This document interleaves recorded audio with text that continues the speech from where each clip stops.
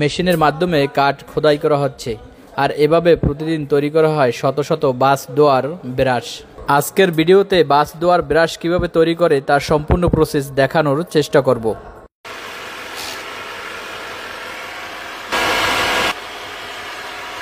আচ্ছা, এগুলা কিতে ব্যবহার হয় ভাই? এই ব্রাশগুলো কিতে ব্যবহার করে? গাড়ির গ্লাস দেওয়ার জন্য। আচ্ছা, কোন গাড়িগুলো দই? এগুলো দিয়ে মানে বড় বাসগুলো দই এটা দিয়ে। আচ্ছা, এটা কি দিয়ে তৈরি করছেন?